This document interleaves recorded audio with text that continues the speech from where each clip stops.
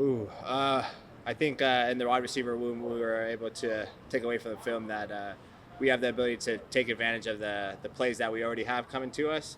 And man, we feel like there's a lot of explosives and opportunities for us to be able to go make plays um, in the short game and in the downfield pass, and be able to impact the game in the run and the pass. A lot of coaches are saying consistency. Why has it been inconsistent? I think there's different variables in the games. What we feel like certain personnels do to us when we're in our packages and stuff like that. But then also our ability to go out there and recognize what the defense is doing. Obviously, everybody we're getting deep in the season. They have their tendencies, but also now they're coming with tendency breakers and stuff like that. So trying to be able to diagnose those all at the same time. So when we go out there the next time, we're all aware of what our game plan is to execute. So how does it kind of translate from looking at film to practicing?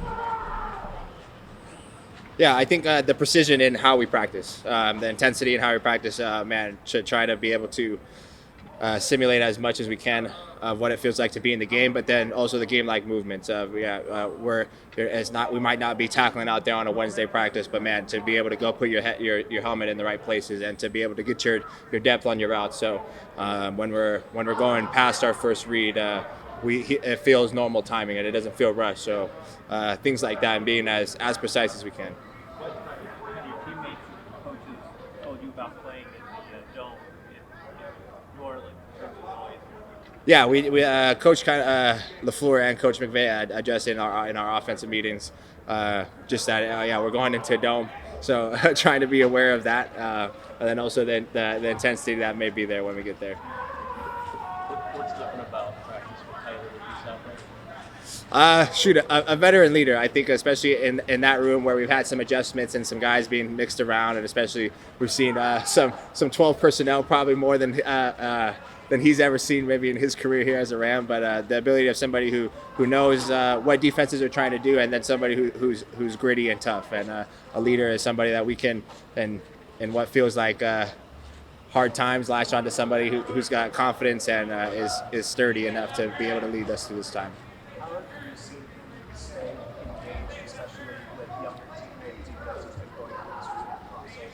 Yeah, I think somebody who I feel like I mentioned a lot is Young Davis, somebody who's or Davis Allen, who's that's my nickname for him, but somebody who's a younger guy getting more reps and taking his time in the meeting room, spending time with him at lunch, and especially the tight end group there. They're that extension of the O-line room, so the ability to understand how different pressures are getting blocked, where should your eye placement be, and then also leverage playing in the trenches is somewhat tough, and you every inch matters in there. So trying to be as precise as you can in the moments where we're not full hitting each other, and those walkthrough moments to take advantage of them.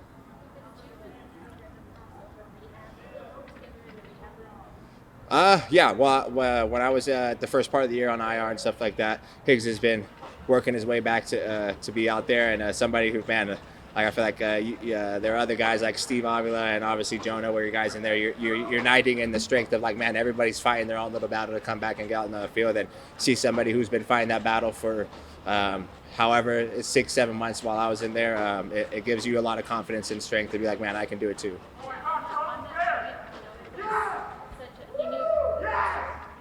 He knew coming in it was going to be such a long journey. It was like a marathon with this recovery, and that can be really isolating. Players have said that type of thing. You experienced it yourself during your process. So how did you see him mentally kind of handle that? And did you take anything from that?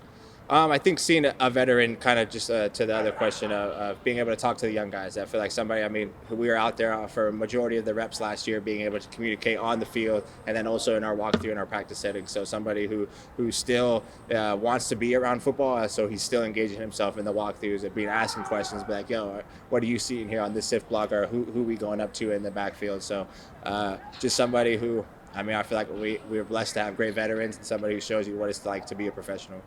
Cooper, Sean mentioned that DeMarcus addressed the team today. Just curious, what, if anything, did you say to him as a teammate? Him Yeah. Anything I say to him? Yeah. Well, I mean, look, tell him I love him. Obviously, it's it's a mistake, and we've all made mistakes, and just real fortunate that no one was hurt with what took place. And but yeah, wrap our arms around him. He addressed the team, and be able to move forward on that, and just be able to support him however we can. What was it like when Tyler back out there today? It was great, man. It's been I've shared the field with him for a lot of snaps, a lot of football games, so it's great having him back out there. And it's been inspiring to watch him, the work that he's put in. You see him out there on the sidelines, being outside the lines, getting his rehab in, just kind of pushing through all this stuff. I mean, his off season was brutal, but just, man, his attitude, the attitude he took into every single day of rehab, it was incredible to watch. I mean, we're going through the move in the facility, and he's in a completely empty room, pulling stuff out of boxes, trying to get his rehab in there by himself. It's really cool to see him back out here playing football again and looking really good. Especially, you've had some pretty serious injuries. What do you take away from that lens that you've been through, and how difficult that's been? Oh man, it's hard to put to words how difficult that is, and especially, I mean, for him having to go through that. You lose the whole off season, and then having to be in the building and see everything that's going on, and just not being able to be a part of it. I tasted that as well when I went through some stuff, and it's really hard to keep a positive attitude, to not feel sorry for yourself, and he's been able to weather those storms, and it's really a credit to him, the person that he is, the man that he is. He's because of everything that happened this year, he wasn't able to be a captain for us, but that's why he's been a captain on the team. That's why he is a leader, regardless of whether he's got the C on his chest. That's why people look up to Tyler Higbee, and he's one of those guys that exemplifies what it means to be a Ram. This year, when you were going through your return process, Sean kept mentioning that you and Reggie were kind of doing a little bit more of an individualized programming, like return to performance measurements. Obviously, we do a lot here with sports science, and you do a lot on your own with sports science and studying those things as well. Do you ever share any more about maybe a tool or a couple of tools that helped you really understand where your body was at? Yeah, well, I think the big thing is just knowing that, when I came back from the ACL back in 2018, 2019, I felt like I was in a really good place by, June of that year, right? And then I've got all of June, all of July to train and feel like I'm pushing myself and, being able to, ramp up to a place where I'm challenging my body to do things that I'm going to want to do when we're, shooting real bullets. And I think the tough thing to do is when you're in season, that gets expedited, right? You're like, where is good enough? Where is healthy enough to go play?